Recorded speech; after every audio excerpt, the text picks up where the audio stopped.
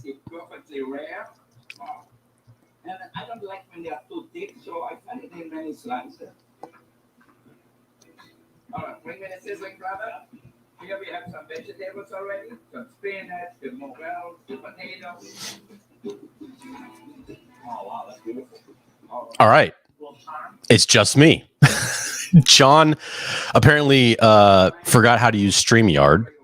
So while he's dealing with technical issues, couldn't keep you guys waiting. Thank you for joining us tonight. Hopefully John will join, but we will see. If not, solo Jim wrap-up show for you tonight. Again, if you want to send in a question, super chat feature is available. Lot to talk about, even though the Padres aren't winning.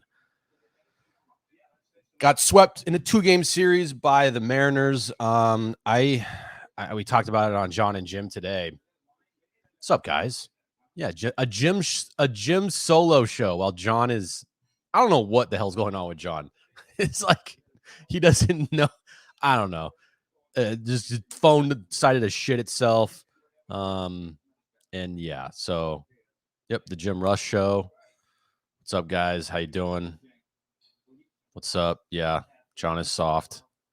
It's funny too, because I was eating dinner and I was getting my laundry done, and I texted John. I was like, "Hey, can we start at 9:05 tonight?" And he was like adamant. He's like, "No, we're starting at 9. We're starting at 9." I got in at like 9:02, and John is like scrambling, and he's like, "Dude, my thing's not working, bro. My thing's not working." So I was on time. John, on the other hand, just failing miserably right now. Yes, I am running everything tonight, possibly everything tonight. Sam, yeah, we will. I don't think there's many good things to say about Grisham, but we will definitely talk about him. Put in the chat where you guys watching from tonight. I will get to most of those and put those on the screen.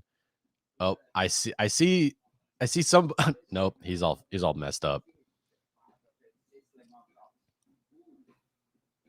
We're potentially going to have John Schaefer join the chat, I think. I don't know. Vista. Nice. What's up, Matt? Welcome. Exactly, Ben. John is very... Okay. Here I am. Okay. You know what? Dude, what the hell happened, bro? On. I have no idea. Why does your no idea. Internet not work and your everything not work? I think I was connected to a wrong, my internet's like the Padres offense. So your internet reverted back to like my internet right months ago. Yeah. It wasn't really internet. Did you tweet about this show or no? No, I've been trying to do a show real quick. I was starting and then let me you tweet about this. Or do you want me to tweet about it? Why don't you tweet about this? One time. I'll tweet about it. Oh yeah, dude. One time. When's the last time you Can someone I did that. I said that on purpose. Yeah. One time. Jim was the reason this thing started late, by the way. Oh, I already said why. I said that I was eating and finishing up laundry, and that I asked you if we could go at 9:05 tonight, and you were like, no, we're doing it at 9. And then I get on here at like 9:02, and you're shitting the bed over there, and I don't know what the hell's happening with your phone, and it was a disaster. Correct. Yes. Correct.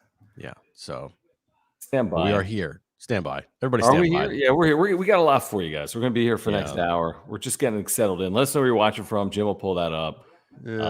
Yeah. As always, we appreciate the supers. We'll get to all the supers here tonight. We appreciate the members, by the way. If you're a member, you can use those custom emojis. If you're not a member yet, please click the join button down below. We'd love to get some new members here tonight. If you want to click that join button down below. Oh, very nice. 4th of July in Fort Worth. There we go. Mm-hmm. Stand by. Sorry, guys. One of those years. One of those weeks. Exactly. What did Manny say? You. We need that Manny thing. We need to play that Manny clip. He's like, what a fucking week. Yeah, that's what we need. Marty took that video, right? She did. Yeah. I'll have to look at that. I've been busy. Okay, hold on. Before we get started, because I have no clue what Jim said. Whatever he said, completely discount. I don't agree with whatever he said. But I didn't say anything. We're gonna have 2 winners. We're announcing 2 winners tonight for this cap giveaway from Parks and Normal. Stick with us for that. We'll have those coming up. Got 2 winners of that. We'll announce those on the chat here tonight. Also, obviously, as you make your way into the chat, please subscribe. We have year-round Padres content for you. The only requirement, if you're a Padres fan, if you want to support this channel, is to subscribe, hit that notification bell for us, smash the like button for us, despite the fact that the Padres lost here today to Seattle at Petco 6-2. And also follow us on Twitter at John Schaefer, at Jim Russell SD. If you want to make sure we get your comment, you can use that super function. And again, we appreciate all the new members that have rolled in over the last week. You get custom emojis, badges, custom content as well. On the wrap-up show, you can click that join button down below. And now let's get this started, Jim, with Cam. Cam says, I just want to say F. Padres are completely exposed when starting pitching doesn't show up. Grisham and Haas defense sucks, and our bullpen is ridiculous.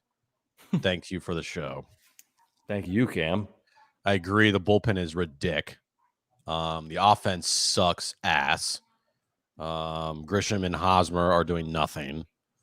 And it's okay, Cam. You can say it. Say fuck. It's okay. Just go in the bathroom or wherever. Go in a room where you're all alone and just yell the F word. It's okay. And we have the F emoji if you're a member. Yes, if you're a member, you get the F emoji. Custom F emoji. Yeah, custom F emoji. It doesn't say the word, but we know what it is. Kind of does. Darn. It's labeled the darn emoji. So if you become a member now, you get the special fuck emoji. Let me say this about this super from Cam. Grisham is guaranteed nothing other than having this role until AJ Preller addresses it. Is that going to be addressed at the trade deadline or not? I have no idea, but I don't think he's guaranteed anything beyond AJ Preller potentially making a move. In regards to Eric Hosmer, I would say the same thing. I mean, we read something today from David Schoenfeld at ESPN.com that said Eric Hosmer is unplayable at first base right now. His words, not ours. Wasn't me. And he didn't even mention the $21 million he makes this year. He mentioned it, but he said it despite the $21 million, he's unplayable. He had like a 560 OPS in June. I mean, he's been that bad of a player. So it's for the 4th consecutive year or 3rd consecutive year. Can you move Eric Hosmer? Not without attaching a high-level prospect or potentially a starting pitcher to him. Can you move Trent Grisham? Yeah, probably. What is he returning you? Who the hell knows? But they got work to do. Like AJ Preller's got work to do. He's got 4 weeks to do it, but he's got real work to do. Oh no. You trade Hosmer. Manny's feelings are going to get hurt. I don't fucking care anymore. This is not about feelings. This is about winning. Winning. What's when it about? You win, everyone's happy. When you lose, nobody's happy. And guess what Hosmer contributes to more than the other? That's losing. Because he doesn't do anything to help you win. Why are you talking like that?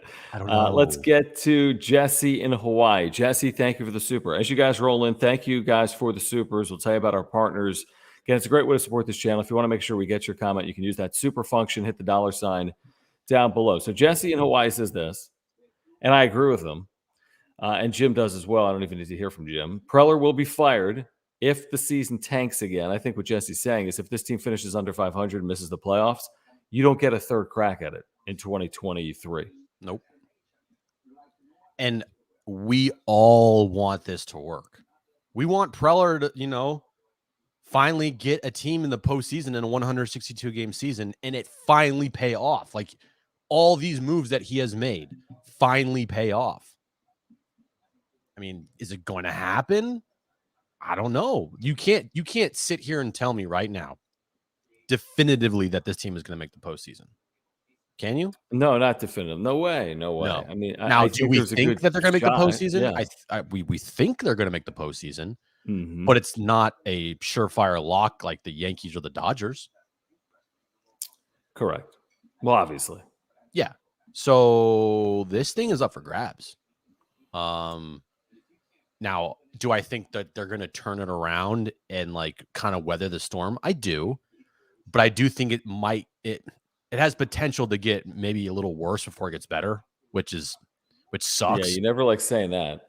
Because you're playing the Giants this weekend, you're going to Colorado for 4, you're playing Arizona for 3, and then right out of the All-Star break, you're going to face New York in New York. Oh, by the way, Max Scherzer is back. So you're going to be facing him one of those games. But I don't know if it's really going to get better based on schedule. Like, if you think it's going to get worse because of schedule, what makes it better in the second half? They still play the Dodgers a zillion times. I'm not meaning by schedule. I mean, you get Tatis back. Hopefully you make a couple trades here and there, and that will make things better, not schedule-wise. Because the schedule actually is brutal when you look at it. It's like August, you can manage, but September, dude, if they are not playing good baseball heading into September, that will be a problem. This is like deja vu all over again. I mean, I hope it's not. These are the same things we said last July. It's like, hey, you need to take advantage of these opportunities right now because September's going to be tough. And then they had one of the worst stretches to close the season in baseball history for a contending team. So I just hope it's different. Anthony, thank you for the super. Thank you for your membership and support. Anthony says that he would take Myers in center. I mean, I would need to see Myers healthy before we put him anywhere, probably. I don't know if it's a better, it's probably better than Trent Grisham the way he's played on the whole this year. And I think Trent Grisham defensively has been awful, specifically recently, and offensively he's been better, but nowhere near the caliber of player he should be. So Myers maybe, if healthy, is a slight upgrade, but they need more than that. They need more than Myers. They need more than Mazzara. Well, once Tatis gets back, you're going to have an outfield of Profar, Tatis, and Myers. If everyone's healthy. I don't know if you will. I mean, Tatis is going to play center field every day. I mean, most days. Is he? Or is it going to be half the time in center, a quarter of the time at short, and a quarter of the time at DH? Well, it kind of depends. And he's not, I mean, Kim gives you nothing offensively, but at least he gives you something defensively. So you can maybe justify it why you have him in the lineup. Grisham's not doing either right now. Right. So the easy pull is Grisham in center. Correct. I just don't know if okay, so when the All-Star break ends, there are 68 games left. So at that point, you move Grisham and plug in Tatis. It's hard to move Grisham if you're going to substitute him with Tatis, right? Because he's been injury prone and he's literally never played the position. I mean, isn't it crazy how this whole thing has gone down with Tatis as far as like, oh, we're just going to put him in center field now? Right. Yeah, exactly. You know what I mean? Didn't you say last year is a shortstop? Like, what the fuck are we doing? You signed him to this massive deal to be your shortstop, and then all of a sudden you're putting him in center. Like, I'm fine with it. I'm not upset that he's in center. I just find it I find it the whole thing just crazy how he's now like an outfielder. I think it's still more short term than long term, but I think it's based on his health. And I think he recognizes can't build it. It's because this organization and Preller can't build a fucking cohesive roster. I don't think that's why Tatis is going to be playing in center. I think Tatis is playing in center because he can't stay healthy right now, and they're recognizing that. And it's probably more taxing to play short than it is to play center. It's crazy to me, dude. That's crazy that he's like. By the way, he can't play short anymore because nobody said that he can't play short. I mean, he's coming off like a real wrist injury. I know, but the fact that you're not putting him at short because you don't trust him and you're scared that he's going to get injured again, that to me is like, that's not great. I think he'll be there eventually. And honestly, I don't think he provides more value at short than he provides at center, if that makes sense. Like, I don't think that's the most value. Exactly. So I don't care what position he's playing. And by the way, I think defensively, he could probably be a damn good center fielder, just like I think defensively, he could be a damn good shortstop, theoretically, as well. He just needs to stay on the field. If he stays in the field, I don't care if he plays any position. I don't care if he plays left field. If he stays on the field, I really don't. Right. It's just like the value you get is from him at short. But I understand. No, I disagree completely. Why? A power hitting all-star MVP candidate at shortstop? A power hitting all-star MVP candidate like Mookie Betts? I don't see the difference. Where's he better at? I don't know. We've seen him at center, like one game? That's true, yeah. I don't know. I still think he's going to play a lot of short for this franchise. I just don't know if he's going to do it this year. Yeah. What do you guys think? I mean, is it an issue moving Tatis from short to center? Where do you want to see him play? Put short or center in the chat. While you do that, we want to tell you guys about Mark Nimitz at Farmers Insurance, our title sponsor. I've been texting back and forth all day with Mark. If you have auto, home, renters, life, earthquake insurance needs, Mark Nimitz is your guy. He's your San Diego insurance agent. I have my homeowners and my earthquake insurance through Mark Nimitz. He can save you $750 on your insurance just by switching. As simple as that. He's a huge Padres fan, huge, massive Padres fan. He's also a San Diegan. He's also a great insurance agent. He's got great service and communication. He can save you hundreds of dollars right now just by switching your insurance. If you ever have a claim, he could potentially save you thousands and thousands of dollars. His website, there's a link down below. Here it is on the screen. You can get a quote and all the information you need at his site. But if you support this channel and you want to support a local San Diego business, please consider Mark Nimitz for your insurance needs. All his information's above my head on the screen at all times. Phone number and email address, mnimitz@farmersagent.com. Reach out to him. Let him know that John and Jim from the Wrap-Up Show sent you. Well said, Jim. Well said. I know. Market first, yeah. Here's the our buddy Ben Fadden, who could Wally Pip Jim at any point. Just kidding. You fucker. I'm kidding. Ben says, I want him to be healthy and hitting in the lineup. Don't care where he plays. Yeah, I mean, I don't care either. I'm just pointing out the fact that it's like, it's weird. Whoa, you tell me 2 years ago when he signed, last year, you're like, oh, by the way, he's going to be playing center field predominantly. Like, what the fuck? Like, what? Right. It's not the fact that he's like, I'm upset that he's out there. I'm not. Sure. I don't care. I'm just finding it's just crazy to think about. He's only 23. You're right. If you take a step back, how this guy was a shortstop, and now they're like, oh, by the way, you should be an outfielder. I mean, does it open up long-term short for Abrams? Is that something that we should even concern ourselves with today? I mean, he's playing a little bit better at this point. Yeah, I don't know. I don't know. Jesse, thank you for the super. Thanks, Jesse. And he says, DH Tatis, put Voit at first, keep Kim at short. I mean, listen, I understand that sentiment. If I was doing that, I'm probably putting Abrams at short. I'm putting Voit at first, and I'll DH Tatis if it means keeping him healthy. If I have to do it, I would do it. I don't know if I need to see Kim every day. No. Well, I know I don't need to see him every day. No. It just goes back to you got a bunch of pieces that right now are not performing.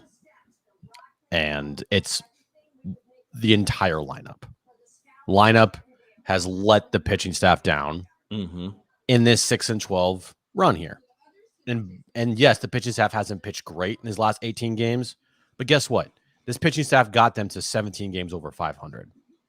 Right. Maybe one time the offense could have like a 2-week stretch where they just ball out and help the pitching staff. And especially the bullpen, because the bullpen is being just destroyed right now as well.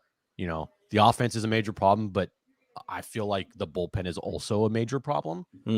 Not to the extent of the offense, because obviously you need to score runs to win games. But the bullpen is, every time someone comes in, it feels shaky and you feel nervous the entire time. Like, there's not been one point in literally probably maybe the last month where I felt calm about the bullpen holding a 1-run lead. Well, I mean, shoot, ever since they blew that 6-run lead, which is during this stretch of 6-12 playing their last 18, it's like, man, that's a huge problem. Even today, I didn't like, and I said at the time, I didn't like using Taylor Rogers down 4-2 in the 9th inning, but I understand it because he needs to get work and they have an off day and they're trying to keep it probably 4-2 in that spot. I hate using closers in a non-closing situation, whether it's a tie game or with a lead, specifically at home. And I don't know if it backfired or not. Taylor Rogers, you look at his numbers here recently, Jim, I'd have to pull it up. I bet his last 10, 12 appearances, he's got a 6+ ERA. I guarantee easy. His ERA right now, I think, is like high 3s, like almost 3.5. He went from a lock for the All-Star game to maybe in the All-Star game. Not that even matters. But, yeah, he has not pitched. Again, he loses a feel for his slider very quickly. He becomes very hittable. John, this is his first time ever in his career being a full-time closer. I think he had a half a year, right? He had 20 saves. first time for a full year to be a full-time closer. Yeah, He did it's not have not 20 easy. I mean, that's He didn't have asking a 20 lot. saves last year. I think he had like 9. No. He had 20 saves previously in a season, didn't he? Or did he have 20 career saves? Let me check here. He had. Okay, you're right. 2019, yeah. my bad. You're right. 2019, full-time. Okay, my bad. I was wrong. Did he have 30 saves that year? It's 30 saves. Jeez. And then Yeah, 2 nice straight little years year. where it was like, But Yep. that year was really good. But no, Okay, I'm so with you. I mean, 1 year. he's been very hittable, and he's also hit batters, and he's also lost control of his slider. I don't think he's some lights out closer. I think he's had a nice year. And I think he's been very hittable over the last month. And I think he needs to find what he's lost. Otherwise, they're going to have a new closer, potentially in the second half of the year. Like, I mean, it would be nice if, like, I don't know, Drew Pomeranz would be healthy one time. That'd be cool. It'd be cool if Robert Suarez came back. That'd be nice. Sure. It'd be nice to have those pieces in the bullpen. But instead, it would. Drew Pomeranz is an overpaid, always injured, not efficient bullpen piece. And Robert Suarez, he's injured right now. So what are you going to do? So here we go. Here's what it is. This is Taylor Rogers over his last 15 appearances? Over his last 15 appearances, he's got a 7.53. Ooh, and I could splice that closer. It's probably like a 9 ERA over his last 12. I could find something worse than that probably, but MLB.com last 7, last 15, 7.53. Where he does have 7 saves in those 15 appearances, but I mean, he's got a 1.4 whip in his last 15 games. He's got a 1.7 whip in his last 7 appearances. So he's been bad. And it needs to be addressed, and they need to add a late inning guy. They don't have to add a 9th inning guy right now, but they probably need to add an 8th inning guy that has closing experience, would be my guess. Yeah. There's a lot of shaky parts. Yeah. No, there are. There definitely are. Yes, we're talking about Rogers, Sam. Yeah. As you guys make your way in, again, we appreciate you hanging out. Please subscribe. We have year-round Padres content for you. Please hit that notification bell. You'll be notified when we go live. Please smash the like button for us. Please follow us on Twitter at John Schaefer, at Jim Russell SD. Also, please consider the super function. We'll make sure to get to all the supers here tonight. You can click that $sign down below. Also, you can become a member by clicking the join button, getting custom badges and emojis. Sam says reliever ERA. I mean, Sam, I understand what you're saying. It's not the end all be all, but I think you would agree he has been very hittable and pedestrian over the last handful of weeks, right? Forget that. I would not want my closer going out there with a 5 ERA. Just saying. Right. It's a thing. Can't tell me that ERA doesn't matter. Well, he's saying like his whip is concerned. I mean, 1.7 whip in his last 7 appearances. I get it. It's only 7 appearances, but that's playing with fire. Putting 2 men on base every inning, trying to protect 1 and 2 run leads. It's a problem. Jake, thank you for the super. Thank you, guys. Thank you, Jake. Jake says this team is playing like absolute trash in all facets. Let's talk about that for a second, Jim. So bad base running, poor fielding, not running hard out of the box, lackluster offense, poor relief pitching. Starting pitching has not been the same as it was maybe the first 2.5 months of the year. I think there's something to be said for what Jake is saying. I mean, the wins over these 10 games are what? They had a shutout win in Arizona, which was nice after blowing the 20-0 lead. And then they had the come from behind win against the Dodgers, which was very nice. It was very nice. But those are your 2 wins, a come from behind win where they were left for dead against the Dodgers. Who envisioned that? And a shutout win against the Diamondbacks. Those are their wins over the last 11 days. And you go back to the series against the Phillies. You had 1 win in that series. Yep. Blew a couple of leads. Blew that big lead on Sunday afternoon. So, the teams have these types of stretches in a season. All right. We talked about this today on John and Jim. You're going to go 6-10 in the 16-game stretch, 6-12. You're going to go 2-8 in a 10-game stretch, right? These things are going to happen. But that being said, there are trends that have been going on throughout the entire year, right? And that is the offense, production, slugging, power, home runs, non-existent with this team, just not there. Why they were 17 games over 500 was because of the pitching. Pitching is going to eventually, in a season, dip here and there. Like, if you look at the starting pitching right now, Musgrove, his last couple starts, I mean, the start in LA was good, but still gave up 3 runs. I mean, it's hard to even, like, criticize him. I'm not going to. But, like, Manaea the other day got lit up. Yep. Darvish the other day got lit up. Clevenger today, gave up. Snell was good against the Dodgers 100%, but he's up and down the entire year. Gore has been good if you don't face the Rockies. And Martinez is now a bullpen piece. So maybe one time can this offense pick up the pitching staff? Now, do I think this is going to like continue and like be a slide for the rest of the season? Like, no. They're going to hopefully, knock on wood, turn around and go 8-2 in a 10-game stretch, pretty soon. Yeah, I don't, I look at this lineup, Jim. I mean, I just do. And I'm not overly optimistic that they're going to go 8-2 over a 10-game stretch. Could they go 5-5 or 6-4? Of course they could, because they're pitching. And I know their pitching carried them the first couple of months, but this lineup is worse than it was the first couple of months. Why? Because Manny Machado isn't healthy. And Manny Machado was MVP caliber for 2+ months, and he has not been since returning. What's he hitting since he got returned? Like 4 for what, 25 or something? He just doesn't look like himself. I know he's had a couple of doubles, including today. I know he's been playing in the field. I give him credit for playing. Marty Caswell talked about this today with Darren. Is it smart from a team perspective for him to be out there when he's not fully healthy? If it prevents him from getting fully healthy and playing like he did the first couple of months of the season, I could argue it both ways. Again, I think he gives you more even at 40% than he would if he wasn't out there and you had whomever playing third base, Hassa and Cam. I do believe that. It's just when I see all these swings and misses from Manny Machado, I'm really concerned. When he's striking out with men on base, it's very problematic. So it's just, I don't know. Hopefully it's solved. Another off day. Maybe it's good for the ankle as well. We're going to get further and further from the injury. He's going to get an all-star break. But you just can't wait, Jim. You can't wait for Machado to get going. You can't wait for Tatis to get healthy. You can't wait for AJ Preller to pull the string in a move. Like, something's got to happen sooner rather than later, or you give up your 3-game wildcard lead in an instant. Well, it's either series to the Giants this weekend. It's either Manny on one foot or Matt Batten.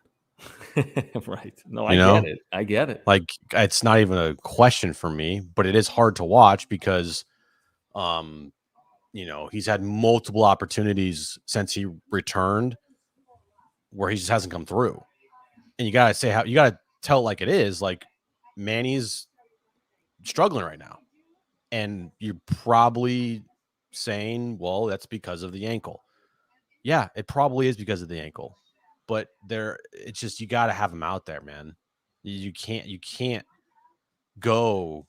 I mean, could you imagine, honestly, John, if the worst happened and Manny was like out for like the year after that Sunday in Colorado?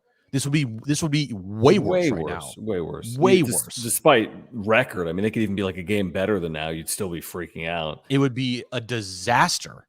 So Manny on one foot, you still feel like kind of confident, right? Like, his bat in the lineup, regardless of if he's injured or not, you take it over Matt Batten. Like, give me a break. Of course. I mean, that's of course. But with all that being said, can they produce and win at the same rate that they did the first 2 months if he's only an average player?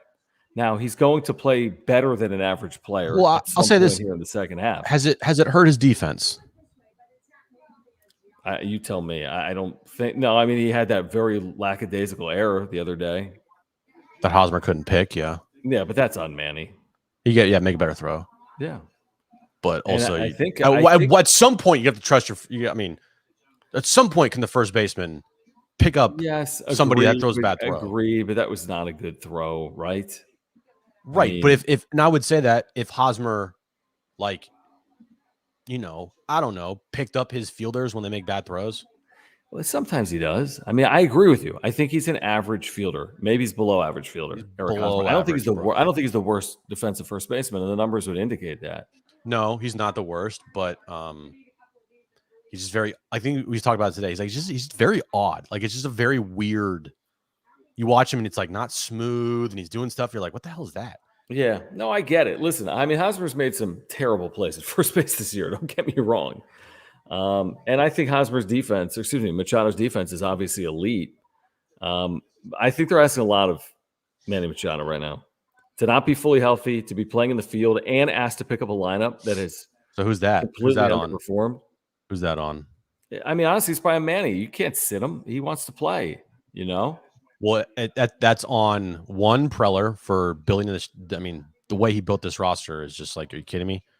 Like, we all went into the season thinking this. Like, this is going to be. I remember the first night we had the first game. I was like, it's going to be a struggle.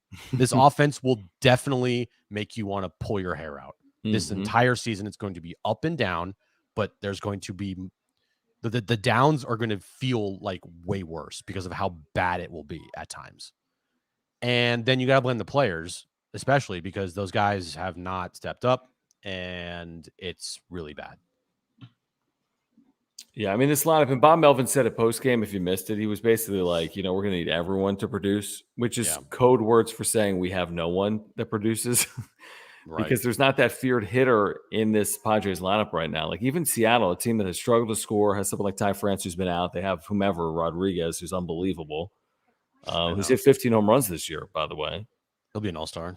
Yeah, so it's like they don't have a lot. They got two guys that have hit 10 home runs this year. It's not a lot. I mean, no one's pacing for more than like 22 home runs on this team, Jim. Or 23. Like Tatis has a legitimate shot to lead the team in home runs and play 57 games.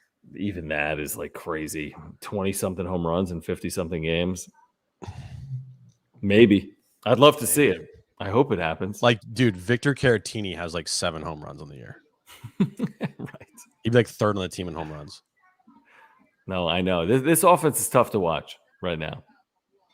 Like, yeah, you think? This offense is really tough. And the problem with it for me is that there's no easy, quick solution to it. That's the problem. It would be one thing like, oh, Machado's out and they get him back, it'll be better. Oh, Tatis is out and they get him back, they'll be better. But Tatis has been out. You're just sitting here thinking, you're like, what can they do? And there's no real drastic move. I guess the biggest drastic move you can make is you send down Grisham and you bring up Ruiz. Yeah. I mean, that's a drastic move. Yeah, that's a big move. Now, don't even get me started because you know who else is in the minors right now? It's kind of playing well.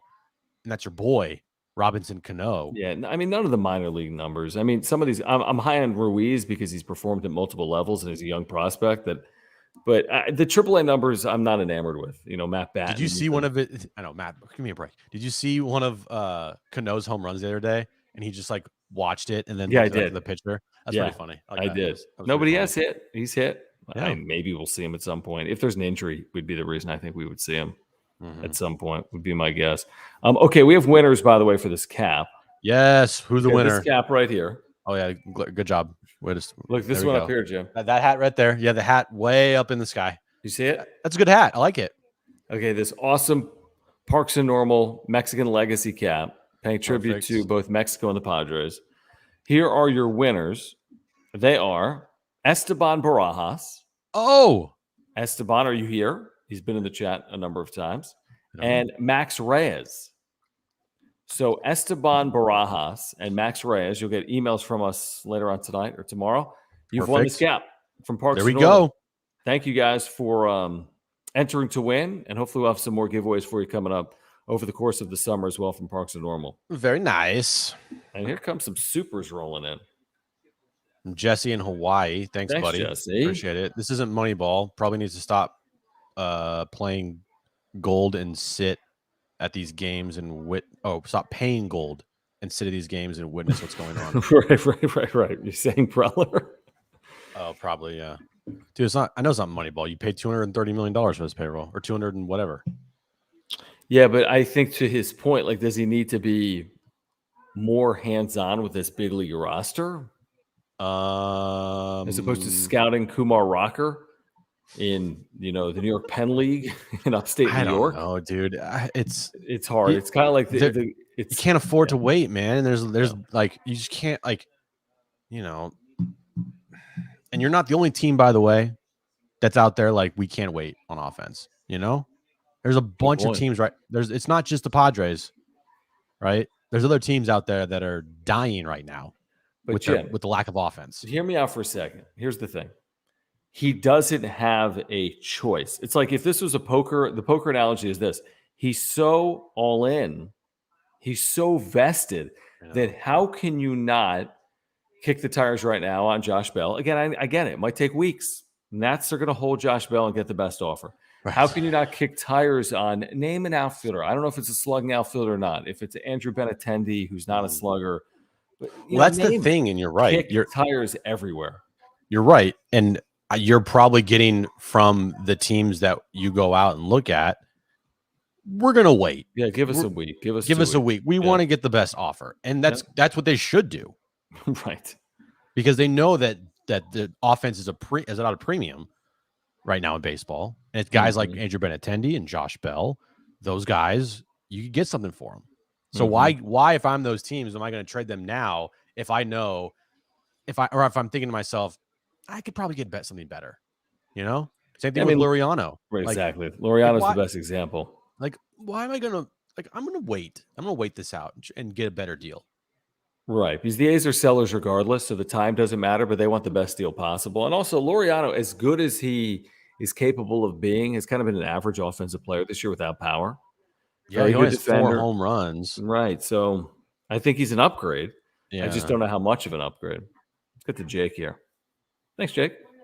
Thanks, Jake. Appreciate it, man. Just walked into CVS in Tempe, Arizona, and another Padres fan chased me down to ask about my Park and normal San Diego hat. Told them about the wrap-up show. Thank you. Well, we appreciate that. Spreading awareness in Arizona, baby. Is this I think this is that cap, right, Jake? The Parks and Normal San Diego team cap. I think this is that cap. I'm wearing it right now. If you guys want to check out their products, awesome site. Check them out. Google Parks and Normal. Tons of San Diego Padres gear. They've been very good to this channel. They've been great to this channel.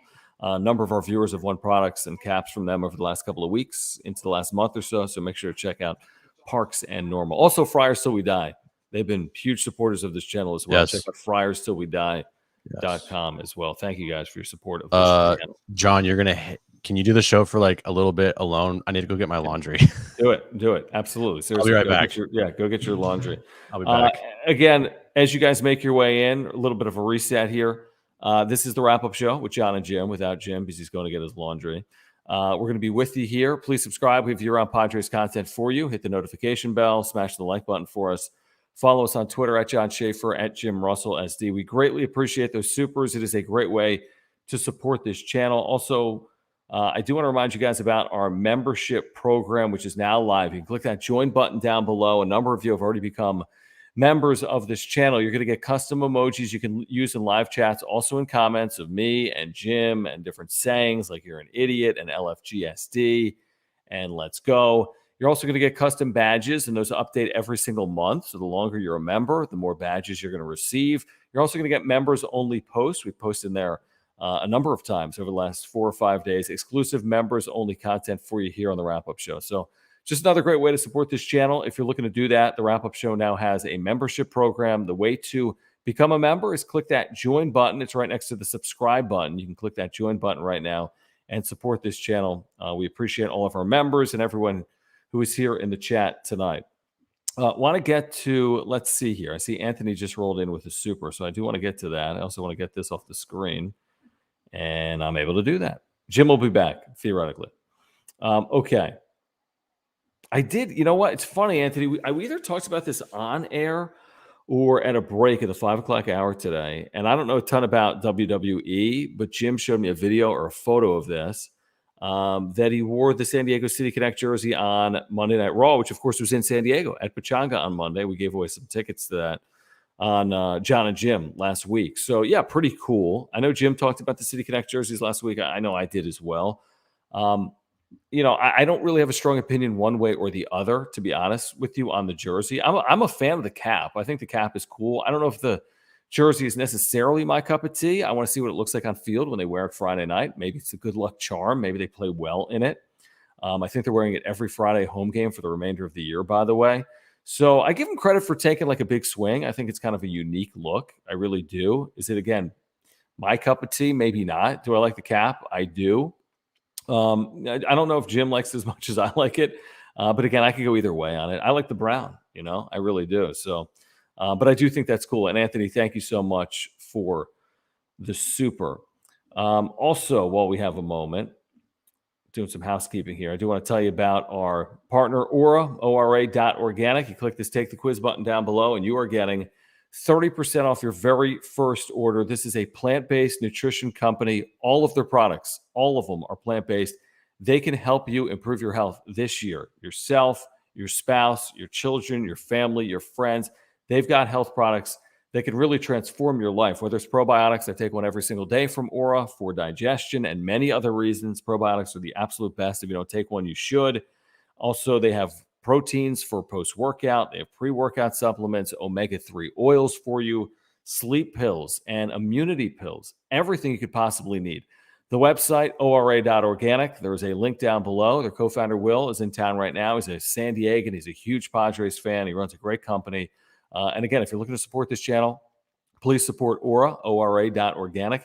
And there's a link down below for Aura as well. A couple of things related to today's game here as we continue on whatever night this is, on this Tuesday evening. A couple of things I've written down. This is a team, and it's not hard to realize this if you've been watching. I mean, this is among the worst slugging teams in baseball right now. They are tied for 26th in baseball in slug. They are 14th in the National League, barely ahead of the Pittsburgh Pirates. So this is among the worst slugging teams in baseball. Now, that's not the same when you look at on-base percentage and OPS. It's still not a good offense. It's a below-average offense. But when you look at slug, right, power numbers, something that is severely lacking with this team, and is the reason why for them to piece together rallies right now, it takes 2, 3, 4 hits. It's because they're not getting that big hit. They're not getting that put-away punch that other teams are getting. And for whatever, well, I think we know the reasons. I mean, Machado was out of the lineup. His power's been zapped a little bit since he's come back. Tatis is out of the lineup. And nobody thought this was going to be one of the best, power hitting teams in baseball, the way the roster was constructed. And it's played out that way now in the middle of the year. So, the slug is a concern. And that's the first thing I think I'm looking at if I'm AJ Preller, is how can I address it or enhance it? You're not going to go from 14th to 4th in the National League in slug. Can you go from 14th to 10th in the National League in slug? And how do you do it? Do you do it with Tatis and what? Tatis and who? To go from 14th to 9th or 10th in the National League in slug. But that's the number one issue with this team on offense. It's not batting average. It's not on base percentage. It's not even runs scored, because they've been able to score some runs. I'm on the wrong side, Jim. Sorry. There I am. I was just saying the number one concern with the offense is not batting averages. We can talk about Trent Grisham hitting 180, whatever. If he had hit 16 home runs, but it's not the case. They're not hitting for power. They're not hitting for average. And that's the number one issue with this offense right now. It just compounds. Like, when you're not hitting for average, if you're hitting for homers, it makes it okay. But when you're not doing either, or any slug or doubles or whatever it is, you become, in today's game, it's just not good. I'm echoing. Why? What's going on? Are you echoing? I don't know. I hear myself fine, Matt. I think you sounded right to me. That's not okay. Yeah, can we keep the chat clean, guys? Jeez. Yeah, I just blocked whoever was going after Faye for no reason. Also, come on, man. Calm down. Everyone calm down. It's okay. Jim, why are you echoing? No, you're fine. I think you're fine. Check 1 2. Mike, check 1 2. I didn't do anything. I didn't change anything. Well, what we are, Lizzie, is right now a bad offensive team. When you have 3 singles in an inning and the bases loaded, nobody out, and don't score, It can happen, obviously, to any team over the course of a season. That will happen. You can grind into a 1-2-3 double play. I mean, we've all seen that, but it's just bad. Or leadoff doubles. 5th inning leadoff double from Machado. He stays on second base. He never moves. Just bad offense. I mean, it's bad situational hitting. Runner at third. Yeah, you just less can't than get 2 guys outs. in. Bases loaded, no outs. What the fuck? Not scoring a run there. Exactly. Like that was the game today. You score. You had a golden opportunity to bust it open. That's what she said. And you go. I mean, just 3 weak hits after you load the bases. I mean, seriously. And then you get. Now this happened later in the game when they scored their first run. He goes walk. Gilbert goes walk. 3-0 to Hosmer, and the dude swings 3-0. He got so lucky that Adam Frazier booted it because that was going to be disaster. Yeah, why does Hosmer? He doesn't deserve to swing 3-0. Yeah, what are we doing? A 3-0 green light. You had a 560 OPS in June. Take the pitch, load the bases, and the pitch was down. The pitch was a ball. Who was on deck? I mean, obviously, no one that's killing the ball. Not Barry Bonds. That's what I'm saying. Like, who was on deck if they would have loaded the bases in that spot? Whoever was made out. Maybe. Yeah, maybe. But they went 1 for 11, I believe, either in the series or today. 1 for 17 in the series. 1 for 17 in the series, and 1 for 11 today, right? Correct. So, is that good? Hold on. Oh, it was Mazzara. That's not good. Mazzara on deck who had 3 hits today, but not there. I mean, can we move Hosmer down the order, please, one time? Like, why is he hitting 5th? Right. You want like Mazzara in front of him. Like, if anything, the lineup should be Profar, Cronenworth, or it should be Profar, Machado, Cronenworth, Voit, Mazzara, and then do whatever the hell you want for the rest of the order. Then like Nola, Hosmer, Grisham, Abrams. It's not great down there. It's horrible. See, this is a good point. And Mark is with us. Mark Nimitz, title sponsor of the wrap-up show. Mark, thanks for hanging out. Let's get some GOAT emojis in the chat for Mark. Did we talk about this, Jim? When did we see this article about the Padres not hitting fastballs? They're the worst team in baseball. Dennis Lynn put it out there, I believe, on Sunday. We talked about it. Right. And then we talked about guys that hit fastballs in the big leagues that could be acquired. And there's a number of them. Fastball hitter that's available is Ian Happ.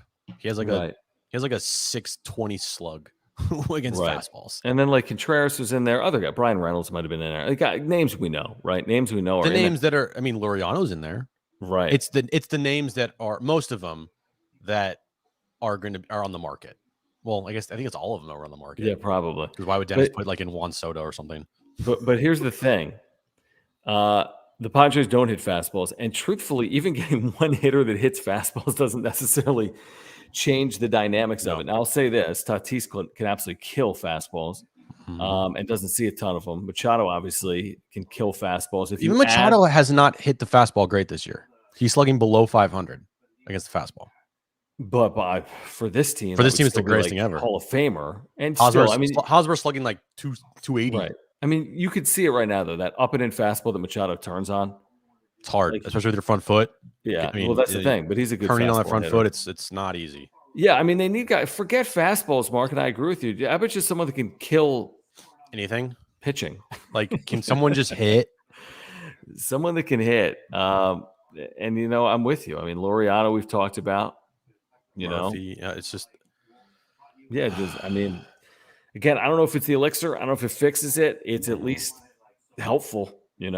They need someone that's more accomplished than whatever Adam Frazier was doing last year. He was hitting like 500 when he came here. And I do like, what Bob Melvin said today, or at least his tone. Was asked about the 31 games in 31 days, I believe, right? Mm-hmm. Like they haven't had an off day in forever. And, the question was poised like, oh, is this team tired? And to Melvin's credit, he's like, that's not an excuse. Like, we aren't going to use that as an excuse because it's bullshit. Now, that was an excuse last year for Tingler, and that was an excuse for previously with Andy Green. But none of this, these are Major League Baseball players. They've gone through seasons before. Like, they're not a young team. There's a lot of veterans on this team. So don't come at me with, well, they're tired. Like, no. None of that shit. I don't know if anyone's even saying that. I mean, that's a media question to get an answer, but I haven't heard a lot of fans being like, "Hey, I'll Dude, excuse the way they've played because they played a lot of games." If I was, I haven't heard that. Fans want a game every day. They don't like off day. We don't like off days. Exactly. Off days are like, you're like, what do we do? You know? I like more what Melvin said yesterday related to the fact that, Sloppy. It's been addressed. Right. And the fact that he's addressing some of those things and admitting that, he's got room for improvement too, that these things need to be addressed. That's their job. That's the coaching staff's job to address issues over the course of a year that pop up. I never heard Jace Tingler say that really a year ago. So again, I think it's all positive, but here's the thing. At the end of the day, Bob Melvin's not batting with the count 3 balls and no strikes and 2 on and 2 outs. He's not. Nope. And Bob Melvin doesn't put Fernando Tatis Jr. in the lineup before Fernando Tatis Jr. is available, nor does he improve Manny Machado's ankle, nor does he hold leads when it's 6-0 in the 7th inning, even though we were critical of Bob Melvin that night, including myself. I was. But Bob Melvin has value. Do I think that this will end up the way last year did? No, not really. But is it impossible? Is it impossible that this team has a similar second half to what happened last year? No, it is not impossible because Bob Melvin is the manager. He is not the starting pitcher, the reliever, and the best hitter. When you're given mostly shit and told to make it into a beef Wellington, like it's you can't do it. And that's what Bob Melvin's dealing with right now. He's dealt a not great hand. And I guarantee you, give him truth serum, we're writing this lineup out. He's like, man, this is not great. Like, this is just not great. He's saying it. I know. It. Today he's even more truth serum. Like, tell me exactly really how you feel, even though you're kind of with the tone and everything. What did they ask him today? They're like, when he kind of like laughed the last question, it wasn't like, could this team use more slug? Oh yeah, do you have enough slug? It was like a point blank question. He's like, no, we don't. Well, he was like, well, yeah, kind of. I mean, we could probably use more. He said something like that. Probably. Yeah. All right. Thank you, JM1231 for the super, who says, love the show, fellas. Doesn't Julio Rodriguez, J-Rod, look insane? He looks insane because he is insane. Dude, was the game yesterday? And holy shit, that home run. He could be an all-star. He could. He should be an all-star. He's had a really good year. 3.5 WAR, 824 OPS, 139 OPS plus. Don't you wish they had a player that was 21 years of age? I mean, 21. Is that right? Is he 21? Jesus. Yeah, dude. Yeah. He's the future there. They got him, what happened? I don't even know. Ty France. Like, they got some pieces there, dude. They do. Yeah. And they were good. They're getting hot, man. They've won 5 straight series. I know they're good. They're starting to Bob Melvin turned crap. Conversation. What's up? They're in that wild card conversation now in the American League. For sure. At least possibly. Bob Melvin turned crap into Golden Oakland. Well, no, because that team had a lot of talent on it. And they just gutted the entire team in the offseason. That team was and is better, that roster last year for Oakland, than the roster this year for the Padres. Well, let me say this too, okay? And I'm a big Bob Melvin fan. I think this team ultimately will be a playoff team. Bob Melvin was the manager of the A's in 2015 when they went 68-94. Bob Melvin was the manager of the A's in 2016 when they went 69-93. Bob Melvin was the manager of the A's in 2011 when they went 74-88. He's a manager. He had some really good teams, 97-win teams, 96-win teams. He had very good teams. He also had 3 really bad teams during rebuilds, presumably. So, just because Bob Melvin's the manager doesn't guarantee you a winning record. If you look at his career, he's had more winning seasons than losing seasons, but he's had losing seasons. Like last year's A's team had Matt Olson, Matt Chapman, Murphy. Yeah, they're all gone. I mean, yeah, they're all gone. Literally, Mania, Bassett. Yep. Just that a lot of Montas. Dude, their team was good last year. Really good. Yep. And now they struggled to win in the postseason. We know that story. That whatever. And they were 86-76 in the short year. They were 36-24. They were the Padres in the short season. Padres were 37 wins. A's were 36. We do need to tell you about Omar Sanchez, by the way. We do. Let me pull that up. Omar Sanchez, Edge Home Finance, our newest partner here on the wrap-up show. You see his number right there on the screen. He is your mortgage broker in San Diego. He is here to help all Padres fans with their mortgages. Simple as that. He is our newest partner. He is a San Diegan and a huge Padres fan, and he went to San Diego State, and he supports this channel, and he lives and breathes on Padres baseball. And his phone number is on the screen, 619-387-7798, or you can scan that QR code to get to Omar's website.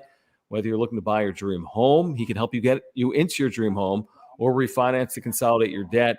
If you're in the process of buying or refinancing and would like a second opinion to make sure you're getting the best deal possible, just call or text Omar for a free consultation, 619-387-7798. If you're a realtor, Omar is looking for local partners as well. But again, if you support this channel, we appreciate your support of our partners, including Omar Sanchez, our newest partner at Edge Home Finance. 619-387-7798. Hit him up. Text him whenever you want. He will always be there for you. San Diegan, huge Padres fan. Scan the QR code, top of the screen there and in the corner of our chat to go to his website. He'll help you with all your loan and mortgage needs. He is your guy in San Diego. Go to him, 619-387-7798. When you text him, let him know the wrap-up show sent you.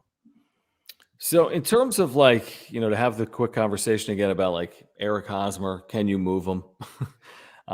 Because of what Dave Schoenfeld wrote today at ESPN.com. And he talked about, hey, the good fit for the Padres, in his opinion, was Josh Bell of the Nationals, who's got this 900 OPS a year. He's hitting over 300.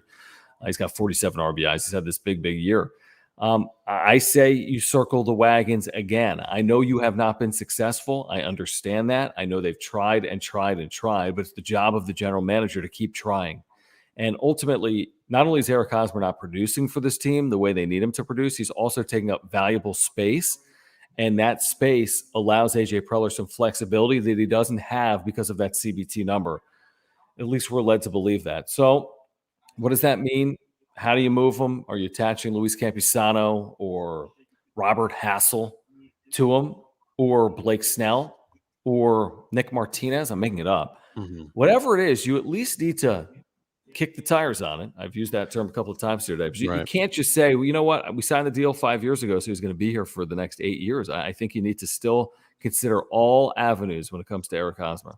I think whatever Preller does at the deadline will be very telling for how he and the front office and this coaching staff truly feel about this roster.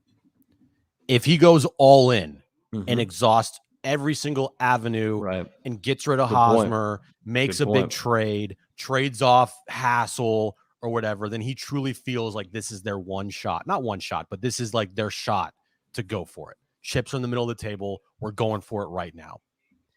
If he makes trades like Adam Frazier, Jake Marisnick, Daniel Hudson to just add pieces, not big pieces, but just complementary pieces, and hope they, hit. And then you hope that the guys you have perform. We'll know that Preller doesn't really, I feel like, have much faith in this roster. Not have faith in the roster, but not to the point of like this team could win it all. You know what I mean? Dude, he said last year, even at the deadline, the writing was on the wall. He's like, we could have gotten Scherzer, but our pitching hasn't been good enough where Scherzer would make a difference. Imagine hearing the exact same thing. We could have gotten Reynolds, but Reynolds alone will not improve our offense to the point that we can, be a threat. Right. So you're right. That's a really good point. What is he now? 2020, he went all in. That's what I mean. 2020 traded for Clevenger, right? That was the biggest move. Nola was hitting 300 at the time. Nola's been a disaster, and then the bullpen pieces he got have been disasters. No, there was one that was good. Whoever the Rosenthal was. Rosenthal was good. So Rosenthal and Clevenger, but Clevenger ended up getting hurt, so it doesn't matter. Yeah. But like that's the mindset you see is how Preller goes all in when he thinks this team has a legitimate shot. He'll make a bunch of moves. Mitchie two bags, exactly. And he didn't do that last year, and he kind of probably felt like I don't know, right? This year is gonna be the same type of thing. Is he going to view it as I have to go all in because this is our shot with the pitching we have? I need to do right by these guys and do everything I possibly can to improve this roster to the best of my ability and make sure that this team is fully equipped to make a deep postseason run? Or is he feel like, well, I don't really want to trade off any prospects and I'll just get a couple, complementary pieces and we just need the other guys to perform, like kind of like the same press conference last year, except he's talking about the offense instead of the pitching. I think he doubles down. I really do, because I think he realizes that. You think he goes big? Because I think his long-term, Job. whatever prospects in this organization, I don't want to say it as plainly as that. And I don't think he jeopardizes the organization to win, but I do think he does everything in his power to win at the major league level this year, because how is he going to play in San Diego if this happens again? When it was a 1 in 100 year collapse, according to Peter Seidler last year, and you're going to have another 1 in 100 year collapse. What is this, global warming? I mean, you can't have that every single year. He has to produce a playoff team, period. End of story. End of discussion. I don't care who's injured. I don't care the obstacles. I don't care. If this team's on a playoff team this year, it's an absolute failure. And how you can convince anybody that Preller should return as the general manager would be beyond me. Dude, but there's still a lot of time, and I'm not saying that he should be fired, right? Like, no way in hell. Absolutely not. But talk to me at the end of the season when the dust is settled and we see how this thing plays out. Dude, they keep adding playoff teams. I mean, literally, the last 10 years, they've added, 4 playoff teams combined in the 2 leagues. Right. Like, the back in the day, you're getting to the point where you're almost already cooked in this division. You're 7 games back in the loss column of the Dodgers right now. 7. Oh, you're done, dude. I mean, again, it's not done, but it's like you got so much work to do to get back into the division. But forget about the division, because you can make the postseason in a number of different ways, like one of the 3 wild cards. But if you can't be one of the best 6 teams in the National League, spending $232 million on this payroll, then you got a problem. Then you failed. Yeah, you failed. Yeah, you failed. And in back-to-back years at that point, you failed. But definitely give him the trade deadline, see what he does, see how this team performs, see if you can get some guys back from injury. Hopefully Tatis, is Tatis, and then see how it goes. But again, there's no excuse here. Like, you cannot give me the injury excuse. You just can't. I'm sorry. That's not an excuse. Have the Mets been without Scherzer and DeGrom, and do they have a better record than the Padres? Right. Have the Dodgers been without Betts and Chris Taylor now and Bauer and everyone? Did the Braves win the World Series last year without Ronald Acuna Jr.?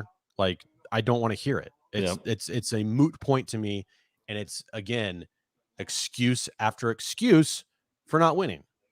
Steve, I'm curious what you mean by this. If you're saying making the playoffs and then bowing out potentially, no. I think there's value in making the postseason. I really do. I mean, I think the city, is dying for a winner, and there's no way to win without getting in. Now, do I think? Yeah, like he says, do I think they're going to win with what I see right now? No, not really. But still got to get in. There's a lot of time left, and you don't know how this team's going to look in a month, right? No idea. Completely different. Completely different. There's a lot of time. There's a lot of time here. We're just in a stretch where we just want to this season's over, right? That's how everyone feels in this stretch. But it's just 20 games plus, injuries. It's tough. I get it. It's tough. But if this team wins 91 games, it makes the postseason, or even 93 games, 87 if they're in. 87. That to me is a success. It's successful. It is. I'm not gonna to be. Whoa, can you hear me? Mm-hmm. To be greedy now, obviously, you want to be greedy, dude. Stupid fucking thing. Keep talking. I can't hear myself. What are you doing? My stupid microphone isn't working. Can you hear me? Mm-hmm. Okay, it's my headphones. I don't know. What was I saying? I don't even know. Greedy. Oh, yeah, of course you want to get greedy in the postseason. Duh. But, at the end of the day, one team, if you look at the Giants team last year, is that viewed as a abject failure of a season? Well, of course not. I mean, 107 wins is ridiculous. That's almost a different conversation if you have a year like that. Then you're conversation. What the hell happened? What did we waste? I mean, what an opportunity. Yeah. It was never going to be easy. They played the Dodgers in the postseason. Well, you can make an argument this year if they don't make the postseason, or even if they make the postseason and get bowed out really quickly, is that a waste because of the pitching you had? Right. And you're not returning everybody, and who knows what happens with Musgrove and Manaea and Clevenger. Yeah, but you still just gotta get in, and I'm not going to call it a failure if they get in and lose in the first round, because I understand the dynamics of postseason. It's like Melvin had all these really good teams that didn't win a lot of playoff games in Oakland. I mean, is that on Bob Melvin? If this team with this offense gets in, that's a win. You got it. That's a No, win. I mean, is it though? But now we're saying it. Well, then you're saying the expectation should not be to get in, almost like that they're going to have to do work, and it's an accomplishment to get into the postseason. I'm just saying, no, you're right. But I still would say like it's a win because of the offense, not the pitching. Mm-hmm. The pitching would be the one, like the pitching that'd be like World Series caliber. Mm-hmm. But with the shaky bullpen and this offense without Tatis for 2/3 of the season, Right. that'd be pretty impressive. By the way, real quick on the pitching, and I'm with you. I mean, the pitching's carried the day. The pitching's been better than last year. Going into a postseason series, let's say a 5-game series for a second, even a 7, even a 3, I'm overly confident in Joe Musgrove. I'm somewhat confident in Yu Darvish because he'll blow up occasionally. Yeah. Sean Manaea is more of a workhorse than a guy that's going to throw 6 consecutive scoreless frames. Right. Mackenzie Gore's a rookie. Mike Clevenger's coming off TJ. Nick Martinez, forget about that because you're not throwing them in one of the first 3 or 4 games of a series. You wouldn't think. Who am I missing? Blake Snell. It's like there's one really good component there. It's Joe Musgrove. But I mean, is that a better rotation than? And he hasn't pitched in the postseason before, so now it doesn't really. Now you've seen pitchers not pitch in the postseason and ball out. It's not like an end of the world, but still, That's a good breakdown. Thanks, I appreciate you. All right. Anything else? I'm just trying to see here. No, off day tomorrow. Thank goodness. They're not going to lose tomorrow. That's the best part about tomorrow is they will not lose. No, but then Thursday you got the Hall of Fame day, and then Friday you're wearing those, pink jerseys. So it'll be an interesting weekend against the Giants who have not played good baseball. They're gonna. I don't hate the jerseys again, but they're probably gonna look bad on TV. They're probably not gonna look great on TV. Just saying. Yeah, every Friday home game. I mean, dude, seeing them in person on Monday, I was like, they're very bright. They're definitely bright. Even in the crowd, I see that. They're very bright, dude. I like the cap. I do like the cap. I don't know. Cap is fine. Cap is good. I like the cap. The pink is it's a dark pink. Like, I don't know. Just whatever. Did we overreact? Maybe. It's kind of our job. Yeah. What do you want us to be like level-headed here? Come on. No. Exactly. Watch Thursday. We'll be like, this is the greatest team ever. They beat the Giants 2-1. They'll win 10-0. Yeah. They'll sweep the Giants, and we'll be like, dude, where do we start the parade? Just kidding. JK. Matt got the hat and socks. And yes, Nice. You're welcome. You're welcome, newbie. Dude, we need to be on the couch too. I mean, we talk to each other constantly. I'm about to go lay on my couch right now too. Okay, thank you guys for hanging out. Again, we appreciate you subscribing. That's all we ask of Padres fans. Please subscribe. We have year-round content. Hit the notification bell, smash the like button, follow us on Twitter at John Schaefer, at Jim Russell SD. You can become a member now by clicking that join button down below for custom emojis and badges, members-only content as well. And please support our partners. Mark Nimitz, our title sponsor at Farmers Insurance. If you have auto, home, renters, or life insurance needs or earthquake insurance needs, Mark is your guy. He can help save you $750 on your insurance. There's a link down below for Mark. Ora.organic, ORA.organic. You can save 30% off your very first order by clicking the Take the Quiz button. Their co-founder Will is a San Diegan like Mark. And Omar Sanchez at Edge Home Finance, another San Diegan out of San Diego State, huge Padres fan. You can scan the QR code on the screen right now. He can help all San Diego Padres fans with their mortgage needs. All right, we're going to take Wednesday off. We'll be on the radio from 3 to 6, talking realignment and Padres. We're not going to take realigning the Padres. We're not going to take Wednesday off for the show. No, bro. We just had Monday off. That's right. You missed like five straight days. No, I didn't. I missed one show. Thanks, guys. Thanks for hanging out. We appreciate your support. We are back Thursday night. Padres need a win in the worst way. Uncle Teddy's going to bring one home during his yes. Yeah. His induction. How long? Over under 8 minutes for his induction speech. Over? He's a good speaker, man. But they probably gave him a time limit too. Yeah, they probably said you have 4 minutes, knowing that means 8. And Ted too. He's probably like, screw you guys. I'm gonna go 10. I'm so nervous, man. Speaking of 40,000 people, Dude, he does it. It's Ted. I know he's great with that. Flip the switch. Ted is the most charismatic person on the planet. It's ridiculous. It's amazing. He's an amazing speaker. He really is. Yeah. He really is. All right, guys. We'll see you Thursday night. Thanks for hanging out. Peace out. Bye. Bye-bye.